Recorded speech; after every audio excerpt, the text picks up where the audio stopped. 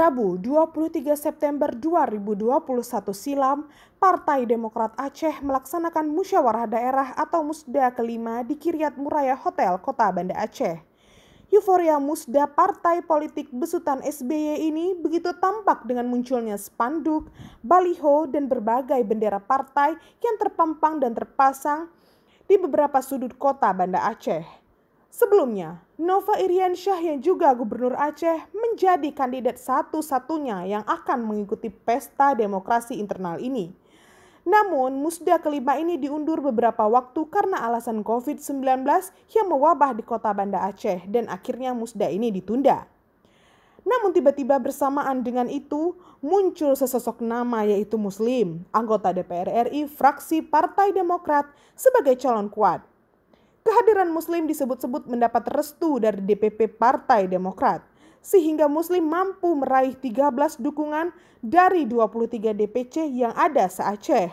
Sedangkan Nova Iriansyah hanya mampu mengantongi 10 suara. Nah, dari perolehan suara tadi, DPP Partai Demokrat memiliki waktu paling lama 14 hari untuk memutuskan apakah nahkoda Partai Demokrat Aceh berada di tangan Muslim atau di tangan Nova Iriansyah. Tapi sumber media ini memastikan dengan berbagai pertimbangan termasuk pertimbangan regenerasi, Muslim akan dipilih dan ditunjuk untuk memimpin Partai Demokrat Aceh untuk 5 tahun ke depan. Jika prediksi ini benar, maka selesailah sudah. Atau game over Nova Iriansyah. Huedi Johan melaporkan.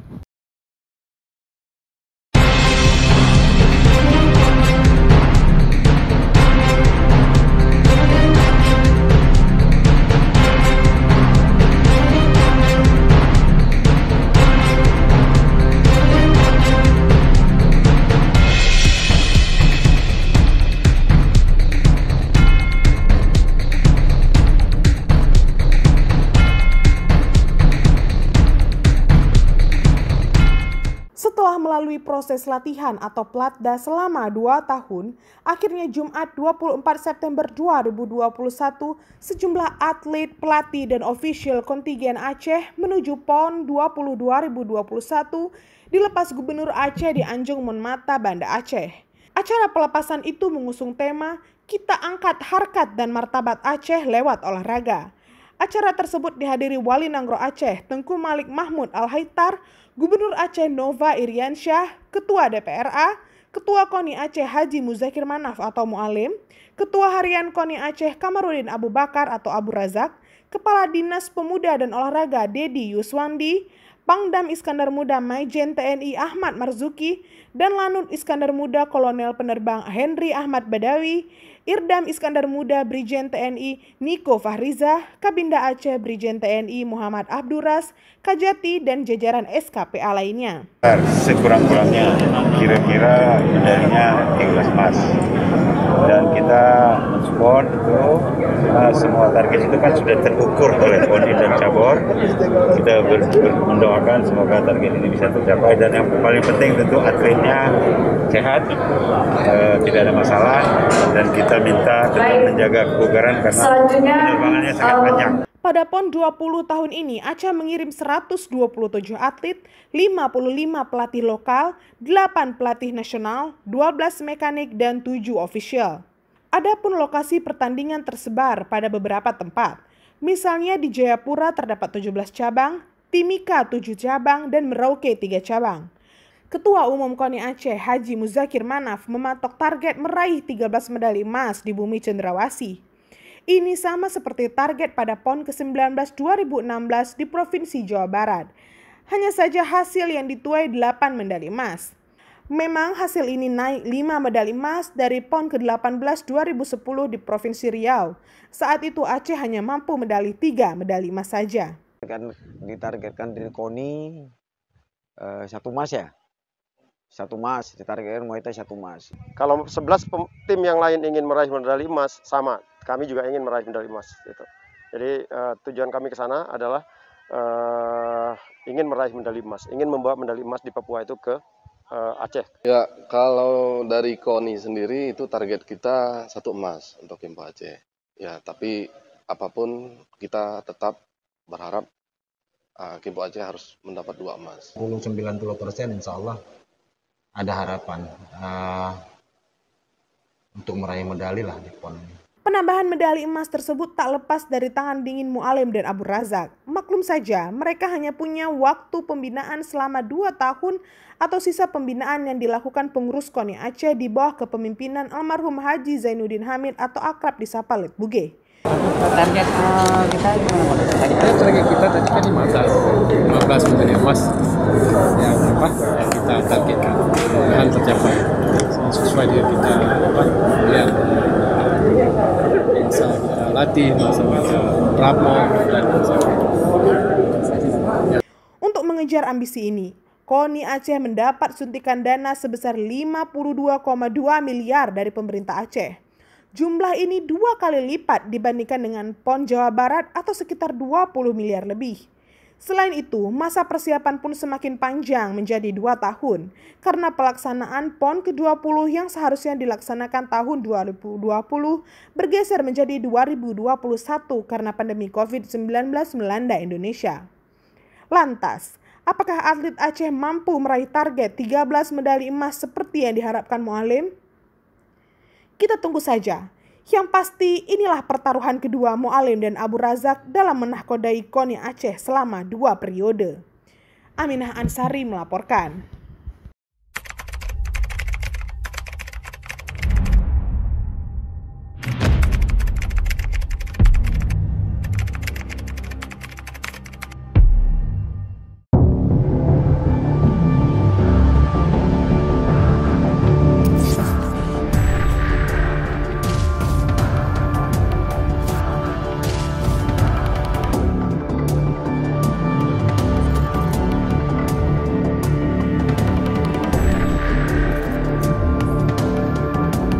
Baca Modus Baru Lurus. Letaknya di Jalan Teku Daud Beree, Kota Banda Aceh, Provinsi Aceh. Dulunya di sana ada salah satu rumah milik Yutin atau akrab disapa Rumah Kapten Cina. Dia seorang mu'alaf dari Tionghoa. Rumah ini sempat menjadi cagar budaya Kota Banda Aceh, lalu kemudian dibeli oleh pemerintah Kota Sabang untuk dijadikan mes Kota Sabang. Tak lama kemudian, bangunan ini dihancurkan dan raib serta rata dengan tanah setelah Pemko Sabang membangun hotel berbintang. Almarhum Haji Gici Lemi dalam buku Potret Sejarah Banda Aceh menulis, rumah tersebut merupakan bangunan lama yang sangat antik dengan arsitektur Tionghoa. Bangunan ini peninggalan zaman kolonial Belanda. Ironis memang, pasca gempa dan tsunami Aceh 26 Desember 2004 silam, situs cagar budaya ini tidak dirubuhkan.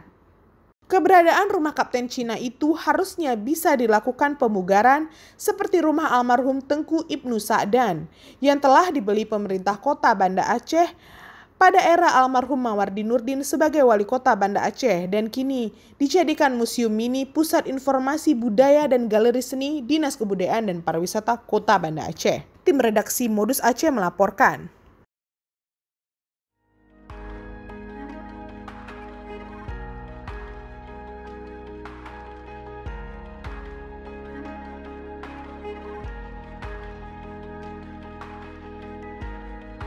Assalamualaikum warahmatullahi wabarakatuh.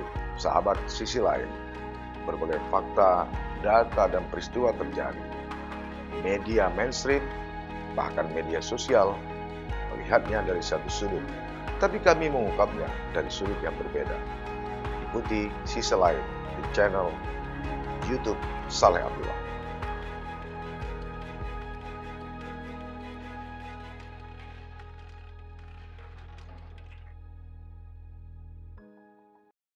Wisata pemandian Isuum terletak di Gampong Isuum, Mukim Krung Raya, Kecamatan Masjid Raya, Kabupaten Aceh Besar. Wisata pemandian Isuum sudah ada sejak zaman dahulu. Tanah tersebut dahulunya merupakan tanah adat masyarakat setempat. Namun, pemerintah Kabupaten Aceh Besar menjalin koordinasi dan kerjasama dengan masyarakat Gampong Isuum untuk mendapatkan izin pengelola tempat wisata pemandian Isuum. Namun belum ada penataan dan pembangunan seperti sekarang. Wisata Isuum ditata dan dikembangkan sesudah tsunami pada tahun 2008 lalu. Gampong Isuum juga dinamakan karena asal airnya. Sumber air panas berasal dari Gunung Selawah yang ada di Lam Tebah dan Lam Tamot yang masih aktif di Aceh. Pengunjung bukan hanya berwisata, namun juga dapat berobat dan melakukan sauna. Mulijar selaku pengelola wisata pemandian Isuum yakin, mandi dengan air panas akan menyembuhkan stroke dan penyempitan saraf juga penyakit kulit. Hal ini diakuinya dengan melihat beberapa pengunjung yang menderita stroke berkali-kali mengunjungi wisata pemandian Isuum ini, baik untuk sauna maupun untuk sekedar berendam saja. Gunung berapinya Selawah. Ya. Tapi kan urat nadi bersumbernya sampai kemari, ada yang di Lam Tebah, ada yang kemari, ada di Lam Tamot. Jadi pencarannya nggak satu tempat. Contohnya stroke, penyempitan saraf, lumpuh, penyakit kulit, dan lain-lain. Itu gimana terapinya, Pak? Sistemnya berendam, sauna, ya, berenang. Karena penyempitan saraf kan butuh berenang juga. Gitu. Harapan kita kalau bisa pariwisata Isuum ini dikembangkan melebihi daripada yang swasta. Kalau bisa diundanglah investor-investor asing kemari untuk dikembangkan lebih maju. Karena apa? Objek wisata kita ini tidak ada di tempat lain. Kalau kita bilang pantai banyak, kita bilang wahana, tempat lain lebih banyak. Nah, tapi tempat kita objek wisata pemandian air panas bukan sekedar berwisata. Kita di sini bisa berwisata, bisa untuk mengobati penyakit-penyakit. Nah, kan bisa kita bilang sambil berwisata berobat, bukan sekedar berwisata aja dari situ. Jadi kalau bisa harapan kita pemerintah ini dikembangkan lebih lagi. Karena kita bilang bagaimana itu pun dikembangkan lebih lagi, walaupun nanti orang dah kemajuan, omsetnya kan ke daerah juga. Ada beberapa mahasiswa dan dosen yang meneliti tentang pH tanah di wilayah Isuum ini. Namun hasil penelitiannya tidak pernah dipublikasi ke pengelola wisata tersebut. Wisata pemandian Isuum berada di bawah pemerintah Aceh Besar. Ada 3 tempat wisata yang berada di bawah naungan Kabupaten Aceh Besar, yaitu Pulau Aceh, Pantai Ujung Bate, dan yang terakhir wisata pemandian Isuum. Pemerintah Kabupaten Aceh Besar mematok target PAD pada pengelola wisata pemandian Isuum. Namun, lagi-lagi, kondisi dan situasi pengunjung menjadi pertimbangan untuk hal tersebut. Selain untuk pemerintah kabupaten, penghasilan juga dibagi untuk Gampung Isuum selaku masyarakat yang bertempat tinggal di daerah setempat. Sistem pengelolaan tempat ini dikontrak per tahun dengan pemerintah Kabupaten Aceh Besar. Besaran nilai kontraknya pun tidak menentu, tergantung situasi dan kondisi pengunjung. Selama masa normal termasuk lumayan ada pengunjung, walaupun tidak raim karena kurangnya promosi. Ada pengunjung dari luar negeri seperti Malaysia, Thailand, dan Rusia. Selama masa pandemi, wisata pemandian Isuum sempat ditutup beberapa pekan, mengingat lantaran penanjakan kasus COVID-19. Selama masa COVID-19, hampir 90% pengunjung hilang dari wisata pemandian Isuum tersebut. Bukan hanya pengunjung dari luar negeri, bahkan pengunjung lokal pun juga ikut berkurang. Ujar Muhajir pada saat masa normal, ia mampu mendapatkan penghasilan sekitar 300 hingga 400 ribu. Namun, semenjak pandemi berlangsung, ia tidak bisa mendapatkan Rp1 pun. Semua warung pedagang di kawasan wisata pemandian Isuum milik pribadi. Mereka hanya membayar uang kebersihan saja. Harapan pedagang di wisata pemandian Isuum kepada pemerintah Kabupaten Aceh Besar agar dikembangkan melebihi tempat wisata milik swasta yang mengundang investor untuk merehabilitasi kolam-kolam dan tempat sauna. Karena omset dari hasil kunjungan wisata juga untuk PAD pemerintah daerah. Huwaidi Johan melaporkan.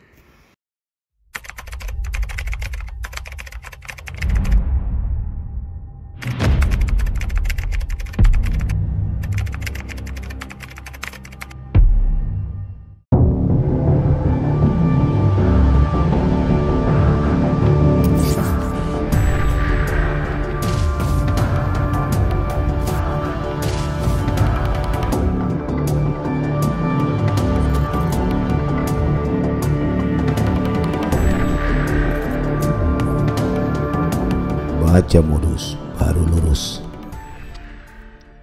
Di tengah krisis iklim yang semakin parah, Peneliti giat mencari solusi untuk menghadirkan sumber energi bersih untuk mengurangi dampak krisis.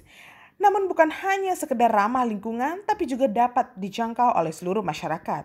Itulah yang mengilhami seorang diaspora Indonesia, Nur Titan Putri Hartono, serta timnya di Massachusetts Institute of Technology dalam mengembangkan panel surya teknologi baru. Berikut laporannya yang kami kutip dari VOA Indonesia. Seru banget sih, kayak nyampur kayak gimana ya kalau misalkan aku tambahin itu, oke, kayak order material baru kita coba gitu. Mari kita coba kayak Siska Call gitu. Ceria dan humoris, itulah kesan setelah bertemu dengan Nur Titan Putri Hartono di kampus Massachusetts Institute of Technology di Boston, Amerika Serikat. Titan adalah peneliti di Laboratorium Photovoltaik MIT. Sejak 2016, ia fokus mengembangkan material panel surya yang lebih murah dan efisien. Karena saat ini kan harganya mahal banget nih, dan susah banget kalau misalkan kita pengen punya di Indonesia. Itulah yang mendorong Titan menekuni penelitiannya. Pemerataan akses listrik di Indonesia menurutnya bisa banyak terbantu dengan teknologi panel surya. Bukan saja karena ramah lingkungan, tapi juga karena itu nggak butuh transmisi dari Pulau Jawa gitu, tapi kayak kita bisa bangun di pulau tersebut gitu, kayak microgrid, terus orang-orang bisa langsung menikmati listriknya di tempat tersebut. Titan memulai pencarian material panel surya murah ketika mengambil studi pasca sarjana di MIT 5 tahun lalu. Tanpa jeda, perempuan asal Cimahi, Jawa Barat ini melanjutkan penelitiannya saat menempuh pendidikan doktoral di kampus yang sama. Kalau kita lihat panel surya di market gitu, kan rata-rata kebanyakan sekitar 80%-nya itu dari silikon gitu kan. Tapi silikon itu dia salah satu drawback-nya dia lumayan mahal. Nah, kalau perovskite ini dia diprediksi harganya bisa jadi lebih murah dan efisiensinya itu udah comparable sama silikon. Tapi ada satu challenge-nya itu adalah dia kurang stabil. Menemukan formula perovskite yang stabil menjadi fokus utama Titan dalam penelitian. Setelah membuat lebih dari 1.000 sampel, Titan akhirnya berhasil menciptakan komposisi perovskite yang 8 kali lebih stabil dari sebelumnya. Aku sih berharapnya mungkin dalam 10 tahun ke depan mungkin kita bisa dapat visible produk gitu, produk yang beneran ada bentuknya. Mentor Titan dalam penelitian itu optimistis dengan manfaat hasil kerja keras Titan di laboratorium. The new type of solar cell Titan has been working on. It is low cost and it is very light-weighted and it's flexible. So you can potentially put it on the top of your car. You can potentially put it on portable electronics. So this is a very significant piece of result and it shined light in the commercialization of this new technology. Penelitian itu belum usai. Setelah meraih gelar PhD dari MIT Juni lalu, Titan berencana melanjutkan kiprahnya ke Jerman untuk terus mencari solusi energi terbarukan yang murah dan mudah diakses masyarakat. Selain itu ada juga Dery Wijaya, seorang diaspora Indonesia di Boston. Ia bersama timnya mengembangkan sejumlah proyek untuk menganalisis bahasa agar komputer bisa mengerti manusia lebih baik. Sejumlah proyek kembangannya pun telah dihibahi jutaan dolar. Berikut laporannya yang juga kami kutip dari VOA Indonesia. Pernahkah Anda membayangkan masa depan seperti apa jika komputer bisa mempelajari bahasa manusia? Ini sebenarnya tidak terlalu jauh, menurut Dery Wijaya, lektor di Boston University, Massachusetts yang mendalami bidang Natural Language Processing. Selain dari penting dari segi future goal gitu kan, banyak immediate application-nya juga. Salah satunya yang sering kita pakai sehari-hari, misalnya Siri atau chatbot, atau bahkan kalau kita nge-Google, ngomong ke Google dalam bahasa orang ya, tapi Google-nya kan harus bisa nyari dokumen-dokumen yang sesuai dengan pertanyaan kita gitu. Namun bahasa sebagai produk budaya terus berubah dan jadi tantangan bagi para ilmuwan komputer. Kalau untuk bahasa yang informal seperti bahasa gaul atau bahasa alay, memang lebih susah buat komputer karena kebanyakan sistem komputer itu dilatihnya untuk belajar bahasa formal. Natural Language Processing adalah cabang dari ilmu komputer dan Artificial Intelligence atau kecerdasan buatan yang mengembangkan kemampuan komputer untuk memahami bahasa alami yang digunakan manusia. Bagi dari kecil, kedua bidang ini sudah jadi santapan sehari-hari. Lingkungan waktu kecil, bapak saya itu sastra, bahasa dan sastra Indonesia, dosen. Karena kan di Malang ya, waktu zaman segitu tuh semua orang pakai bahasa Jawa. Tapi bapak dan ibu waktu itu insist ngomong ke kita pakai bahasa Indonesia, yang baku lagi. Kenapa otak manusia itu bisa beradaptasi gitu loh. Sepanjang karirnya, Dery mempelajari tentang ilmu komputer di sekolah-sekolah ternama di Singapura dan Amerika Serikat. Tahun 2018, proyek openframing.org, besutannya dan kolega di Boston University memperoleh hibah $1 juta atau sekitar 14,3 miliar rupiah dari National Science Foundation. Dery bekerja sama dengan rekan dari Departemen Komunikasi. Dery and I have this idea to create a user-friendly, interactive website. So users, researchers, especially social science researchers, if they want to do computation analysis to understand media content or other communication text like social media, speeches. So our website provides a way for them to do the analysis. Program ini tersedia dalam 100 lebih bahasa, termasuk bahasa Indonesia. Meski berbeda latar belakang, Dery bisa menjembatani berbagai bidang ilmu. But she can always explain what she did, the rationale of the algorithms, the mechanism, in a way that even me, without a computer science background, can understand. Bekerja di bidang yang kerap didominasi laki-laki, Dery mengingatkan pentingnya kesetaraan kesempatan dalam menekuni bidang ilmu pengetahuan. Kalau misalnya yang bikin teknologi itu cowok semua, akibatnya apa? Yang kebutuhan yang cewek, misalnya cewek lebih membutuhkan misalnya application untuk safety. Kalau yang bikinnya cowok gitu, yang bikin engineer-nya semua cowok, mereka nggak ngerti. Dari Boston, Massachusetts, Virginia Gunawan, Rifandi Astono, Supriyono, VOA.